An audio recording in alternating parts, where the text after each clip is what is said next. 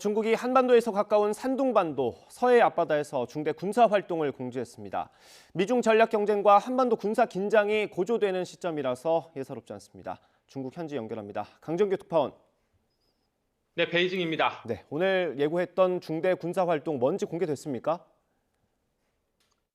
네, 중국이 공지한 민간 항행 금지 시간은 한국 시계로 오늘 오전 10시부터 오후 1시까지였습니다. 지금은 중국이 예고했던 중대 군사 활동이 거의 끝났을 시간인데요. 아직 무엇인지 공개하진 않았습니다. 다만 중국의 공지 내용에서 몇 가지 추측해 볼 단서가 있습니다. 먼저 중대 군사 활동이라고는 했지만 항행 금지 시간이 3시간으로 짧고 위치도 육지에서 멀리 떨어져 있지 않은 칭다오 남쪽 연안이라는 점입니다. 최근 항행 금지 통지와 달리 실탄 사격을 예고한 건 아니라는 점도 눈여겨볼 대목인데요. 오는 23일 중국 해군절을 앞두고 해상열병식 예행 연습을 했다는 추측이 가능합니다. 다음으론 4월에 예고돼 있던 중국의 제3 신형 항공모함 푸제남의 해상 운용 시험 가능성입니다. 푸제남은 앞서 작년 6월 상하이의 한 조선소에서 진수식을 거행했죠. 만약 푸제남이 이번에 칭다오로 입항한다면 한반도를 겨냥한 북해함대에 배치될 가능성도 제기됩니다. 네, 그러면 대규모로 군사 훈련을 벌인 건 아니라는 뜻입니까? 꼭 그렇지는 않습니다. 지난 2018년 8월에도 중국이 항행 금지 통지를 하면서 중대 군사 활동이라는 표현을 쓴 적 있습니다.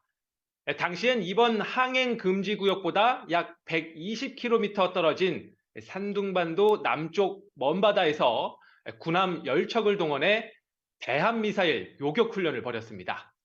다만 그때도 실탄 사격이 공지된 게 아니었던 만큼 요격 절차를 숙달하는 모의 훈련 형태였습니다.